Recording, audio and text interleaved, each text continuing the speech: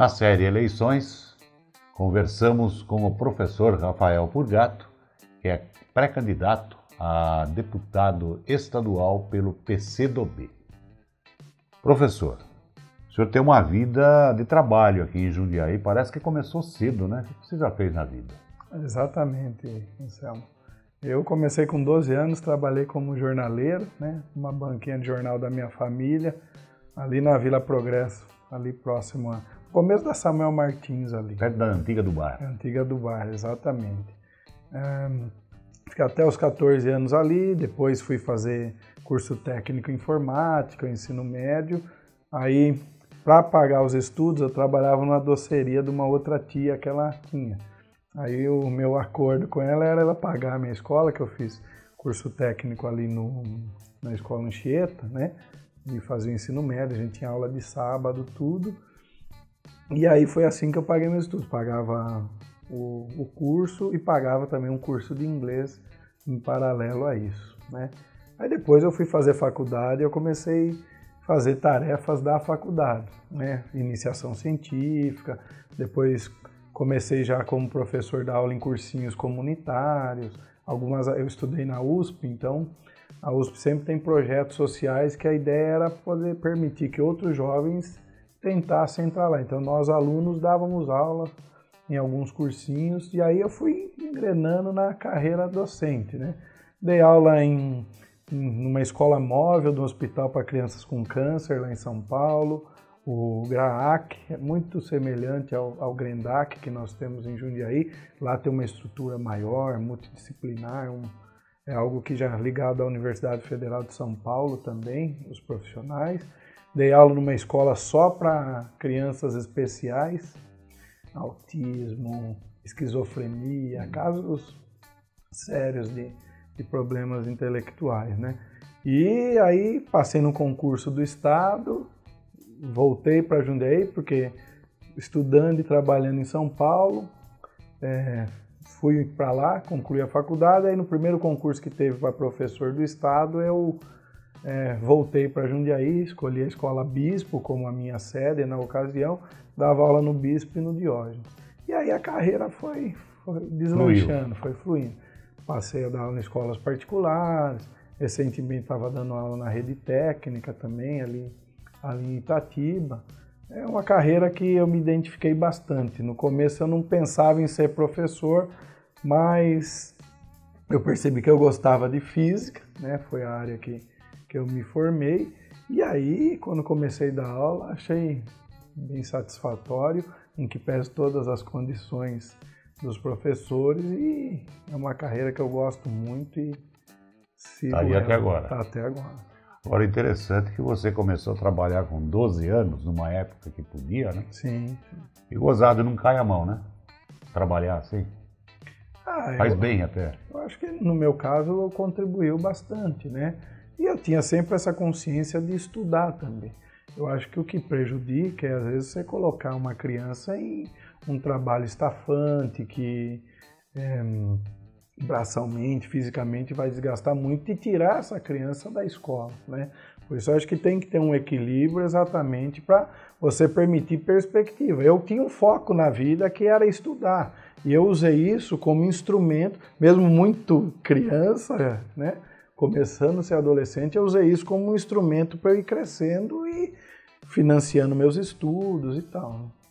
Agora, você é formado em física, você falou, mas você fez um mestrado aí, que é uma coisa meio brava hoje, né? Qual que é? Eu fiz um mestrado em tecnologia nuclear, na USP, no Instituto de Pesquisas Energéticas e Nucleares, né? Eu sempre tive um plano de seguir a carreira docente e ampliando o nível também da onde eu estou dando aula, né? O meu objetivo, ainda não o abandonei, é ser professor universitário, numa universidade pública. Então, para isso, eu tinha que ir seguindo numa carreira acadêmica. E eu tinha feito a graduação, já estava dando aula. Eu procurei uma área que me despertasse curiosidade. E aí, como eu já tinha feito iniciação científica no IPEM, fica ali dentro da USP, perto do Centro Tecnológico da Marinha, eu falei, pô, a área nuclear é uma área que me interessa. E aí eu fui buscando alguns orientadores, quais eram as áreas de pesquisa, e encontrei um que trabalhava com reatores nucleares. Ele era diretor do Centro de Engenharia Nuclear, tudo. E aí eu fiz o contato com ele, já tinha sido aprovado na prova, né? Fiz um contato e ele de primeira hora assim já respondeu, marcamos uma conversa e dali, depois de alguns meses, eu iniciei esse trabalho, né? E foi muito legal. E o físico nuclear não é só para fazer bomba atômica, né? A energia nuclear tem inúmeras aplicações. Exatamente, a gente nem entra, né, de fato nessa discussão sobre bomba, né? O que a gente analisou, no meu caso, é exatamente características de reator nuclear para a gente ver ações práticas. Produzir eletricidade. Produzir energia elétrica. Eu tenho um projeto que é para avançar no doutorado, até já passei na prova do doutorado, mas a política me segurou um pouco, tem 3 anos que eu estou esperando para me matricular. Mas qual que era a nossa ideia? Fazer uma análise de dessalinização de água usando reatores nucleares. Alguns países, Marrocos, por exemplo, Israel, eles usam, Israel que tem grande dificuldade com água, eles pegam a água salgada, dessalinizam usando reatores nucleares, eles utilizam também o sal, né, que é separado, e essa água eles jogam no reservatório e dá para gerar energia também. E foi bem na época que estava aquele problema sério que está rondando de novo, que é o abastecimento em São Paulo. Uma crise hídrica muito séria, a gente tem muita vulnerabilidade nisso, né? Então a ideia era a gente fazer uma análise e propor uma alternativa para a captação de água doce, né? Então é uma área que abre muitas possibilidades, né? É que as pessoas, às vezes, por desconhecimento, e a escola também, a forma como se ensina a ciência, às vezes não permite que as pessoas tenham uma visão maior, né, com conhecimento de fato sobre o que é energia nuclear, a física nuclear, sempre atribui a algo ruim, né? Ou uma bomba. Pensa sempre nisso, o desastre que foi, que também dá para se usar para algo ruim. Mas o Brasil tem um tratado assinado, né, que não vai proliferar arma nuclear, não vai desenvolver isso. Então a gente usa para fins pacíficos, geração de energia. A medicina usa muita física nuclear para diagnósticos, tratamento. Então a gente usa a física nuclear para melhorar a vida das pessoas, a qualidade de vida da humanidade, né? Bom, deixando agora essa física de lado, a política chegou na sua vida. Você se inscreveu no PCdoB e se elegeu vereador em 2012. Isso. Ficou até 2016. Em 2016 você disputou a eleição, teve um bom aumento do número de votos, mas por uma questão de legislação eleitoral, de coligação, quer dizer, não foi nenhum problema, foi uma questão de situação, quociente eleitoral. Você não foi reeleito. E agora você será candidato a deputado estadual pelo PCdoB. O partido já deu aval? Já tivemos convenção, dia 29/7, né? Já homologamos a minha candidatura e eu acho que é uma trajetória que está crescente, né? Mesmo que eu não retornei à Câmara Municipal, eu fui candidato a vereador 3 vezes. A primeira foi logo que eu voltei para Jundiaí, em 2008, tive 352 votos. A de 2012, que foi a que eu me elegi, eu tive 1.448. Vezes 4 aí. Isso. E agora eu passei de 2.000 votos, fiz 2.047. Então, assim, é uma votação crescente, né? Infelizmente, eu digo assim, a mesma matemática eleitoral que me elegeu em 2012 foi a que me tirou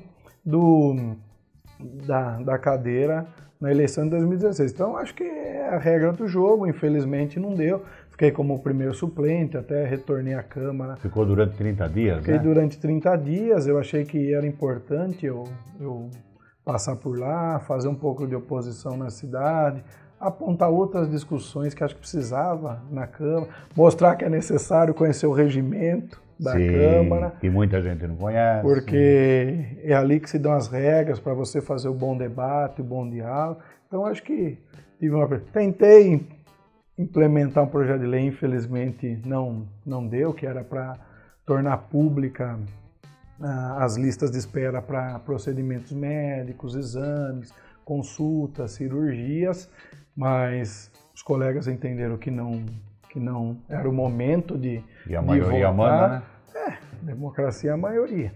Mas eu acho que seria bom para a transparência, para a gente tirar um pouco da politicagem. A saúde é uma área muito sensível à população e às vezes a politicagem impera. Você passa alguém numa fila por critérios políticos, porque ele conhece esse vereador, conhece aquele secretário, enquanto isso, às vezes, aquele que está por um critério médico e técnico na frente, que teria prioridade e que corre, às vezes, risco de vida, você acaba deixando essa pessoa para depois e passa outra. Então, eu achava que era importante a gente ter aprovado, mas os colegas não entenderam assim. Então, eu acho assim, é uma trajetória crescente. Acho que mesmo que eu fui vereador por um período, essa formação um pouquinho que nós conversamos, a formação curricular, mas a formação de vida, tudo que eu já fiz, que eu trabalhei e tal, eu acho que me dá condições de continuar na política e pleitear outros cargos, outros espaços. Bom, o PCdoB não terá candidato a governador, nem a senador. Terá candidatos também, você será candidato a deputado estadual, certamente há outros em todo o estado, né? Não sei quantos. No PCdoB em torno de 90 candidatos a estadual. Deputados federais. Nós vamos lançar 3, o nosso mais conhecido, que é o nosso esforço para reeleger, é o deputado Orlando Silva. Ele já é deputado federal e ele vai para a reeleição. Foi ministro do esporte. Foi ministro dos esportes. Também conhecido como Risadinha. Risadinha. Vive sorrindo. E para senador, vocês vão apoiar alguém? Nós definimos na chapa do governo do estado, nós vamos apoiar o ex-prefeito de São Bernardo do Campo, Luiz Marinho, né? Do PT? Do PT, do Partido dos Trabalhadores. E nessa chapa vai ter o senador Eduardo Suplicy, que já foi por diversos anos senador, atualmente é vereador em São Paulo, foi o mais votado, mais de 300 mil votos para vereador em São Paulo. E vai ter um outro na chapa, porque são 2 vagas para o Senado, que é o Gilmar Tato. Também já foi deputado federal, já foi secretário em São Paulo. Tudo. Então essa é a chapa que nós vamos ter para o governo do estado. Vocês vão apoiar, então, uma espécie de uma coligação informal, né? Apoia os candidatos a senador e a governador, no caso, o Luiz Marinho. Isso. Agora, parece que nessa eleição aqui já é obrigado a sair o nome do suplente do senador, né? Que antes era uma figura desconhecida. Ninguém sabia e muitos assumiram os mandatos nos Surgiram últimos do nada, tempos, né? Brotaram. Então, nós estamos pleiteando a primeira suplência do senador Suplicy. Nós indicamos o Chicão, a gente no partido conhece por Chicão dos Eletricitários. Ele é um sindicalista ligado ao setor eletricitário, que são os trabalhadores das empresas de energia do estado de São Paulo, né? Então nós estamos sugerindo ele como primeiro suplente, né? Os outros aí, como é o PT que vai puxar essa chapa majoritária, ele ou vai negociar com outros partidos ou indicar quadros deles mesmos, né? Bom, eu sempre falo que candidato a deputado não tem programa de governo, tem projetos de trabalho. Vamos supor, com quantos votos você acha que você se elege? O cálculo que nós estamos fazendo no PCdoB é que a gente tem condições de eleger 2. A gente já tem uma bancada atualmente de 2 deputados estaduais, então a gente quer renovar essa bancada e possivelmente um terceiro. Nós estamos avaliando que o corte da candidatura vai ser em torno de 35 mil votos para eleger. Isso. Bom, e chegando, digamos, você conseguiu 35 mil votos, você chegou à Assembleia. Você vai passar 4 anos lá, o que você pretende fazer? Que área você pretende martelar, não no sentido de destruir? Sim. Insistir, por exemplo, o meu objetivo é saúde, meu objetivo é segurança. Qual seria? Não tem como eu não vincular a minha formação, né? que é de professor, atuar na educação, porque eu acho que a partir disso muita coisa acontece. A gente sabe que a educação no estado de São Paulo está destruída, né? Um lixo. De vários aspectos, né? Hoje a gente tem os professores extremamente desmotivados, os alunos que já não identificam mais algo fundamental na vida deles. Lógico, Alguns sim, mas aquilo não tem mais o sentido que tem, ó, eu vou estar aqui porque isso vai trazer algo para a minha vida, Então a gente vive um caos, né, na educação de São Paulo. E eu diria assim, não deveria ser assim, porque nós estamos no estado mais rico da federação e a gente teria condições de investir mais. Então, a luta por uma educação pública de qualidade vai ser parte constante da minha ação, né? O que eu acho assim que tem que acontecer concretamente? Primeiro, eu acho que a gente tem que ter um outro projeto de governo em São Paulo.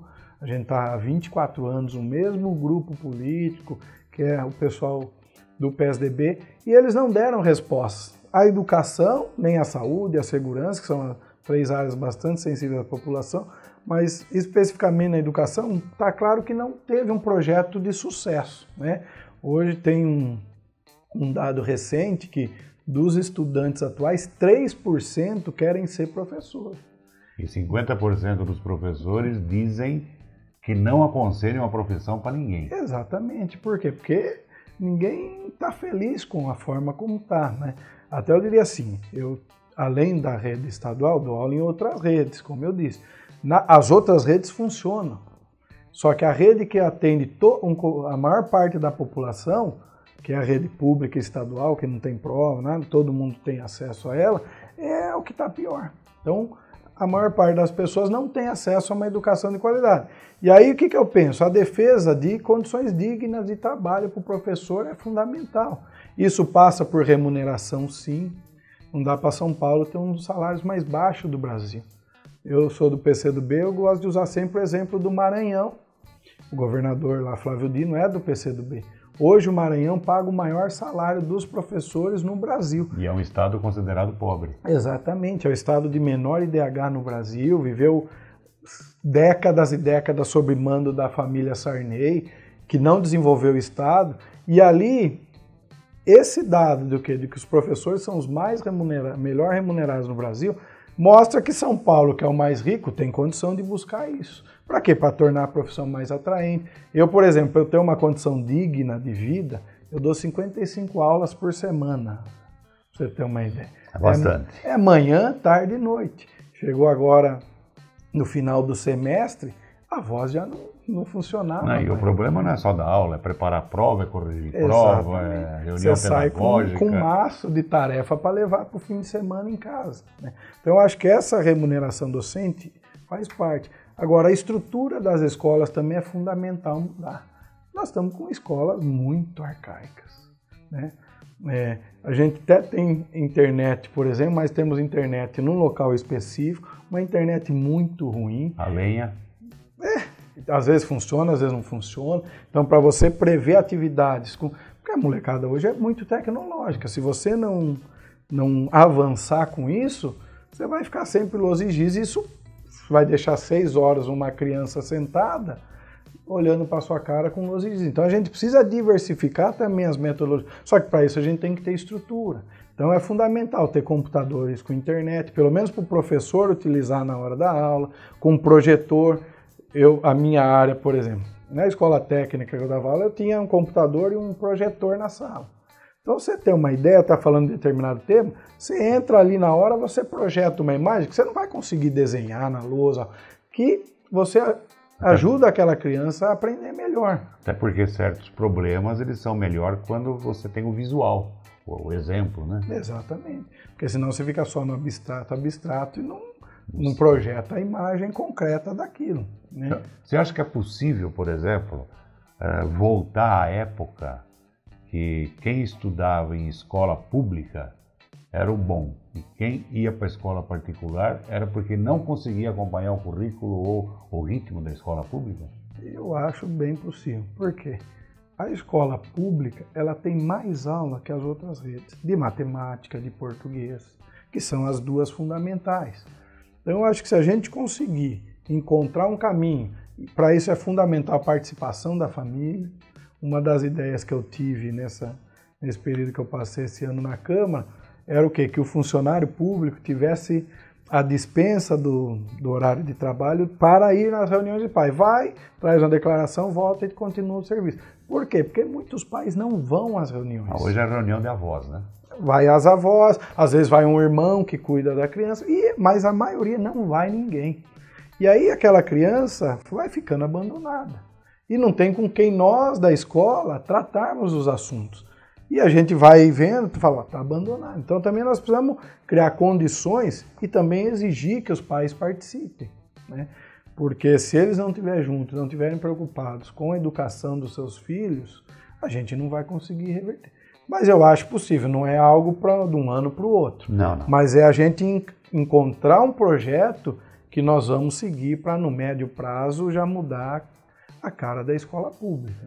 Eu pergunto isso porque hoje é demérito estudar numa escola estadual, uma escola pública.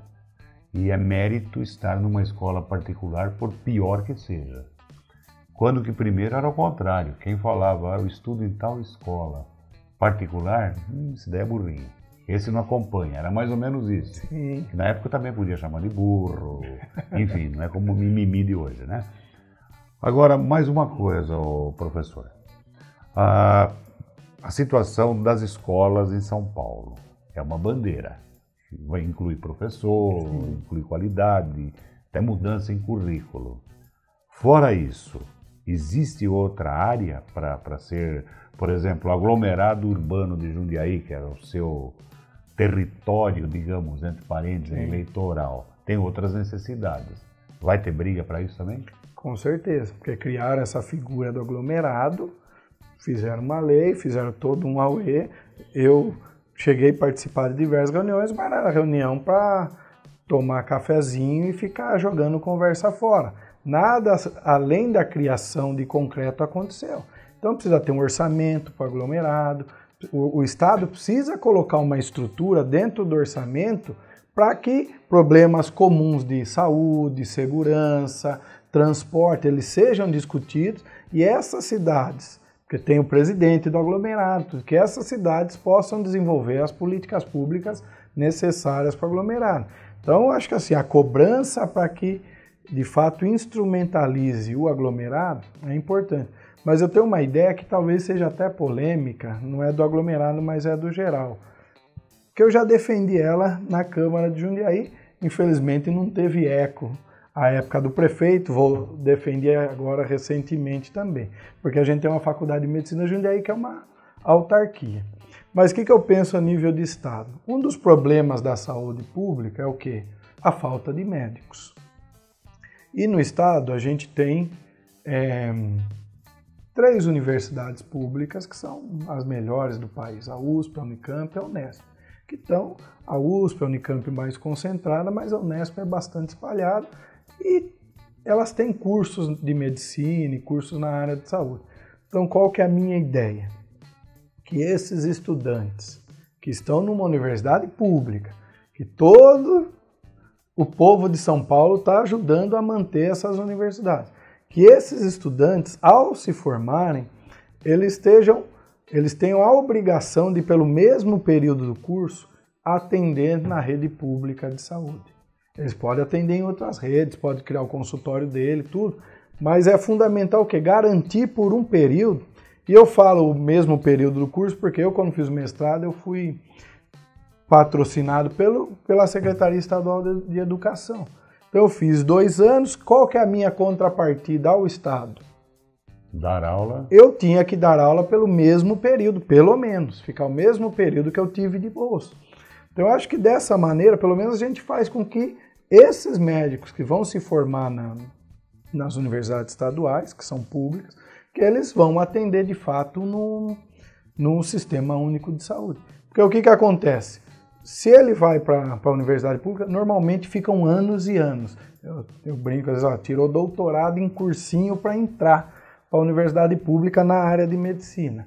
Ou se eles vão para uma particular, e aí em Jundiaí qual que era a minha ideia? Que tivessem bolsas na faculdade municipal, patrocinadas pela prefeitura, e esses bolsistas atenderiam na rede pública do município ao se formar para pagar aquele estudo que eles tiveram, retornar para a sociedade. Então eu acho que se a gente caminhar por aí, é uma maneira, porque na particular é extremamente caro. Então o cara vai investir 10 mil reais por mês num curso, por baixo vai sair 480 mil reais. Meio milhão. Meio milhão, ou mais até. Não, e aí tem despesa da República, alimentação, Exatamente. viagem. Vai sair próximo a R$1 milhão um curso de medicina. Então, ele vai sair de lá, ele vai querer o quê? Repor Arrancar o tudo couro do isso. paciente. E aí, a prioridade é para ir para o serviço privado, porque vai remunerar melhor. Ou atende em plantão, que em plantão eles ganham bem, mas também trabalham horrores, né? Eu acho que essa é uma ideia que pode mexer um pouco na essência da formação dos médicos. Porque eu acho que se a gente não pensar um pouco por aí, tem outros fatores na saúde. Eu estou dando um exemplo que eu acho que é possível fazer como deputado, apresentar um projeto de lei nesse sentido. E que imagino que vai ter muita resistência também, né? Interesse. Vai ser uma briga de interesse, mas eu acho que essa necessidade humana tem que estar acima de qualquer outro interesse. E assim, mesmo nas carreiras públicas, os médicos eles são bem remunerados, né? Estão entre os maiores, assim, aqui na Prefeitura de Jundiaí, por exemplo, é um dos maiores salários do funcionalismo, né? Então, eu acho que dá para equacionar e a gente ir melhorando. É uma ideia que eu acho que é prática e pode acontecer.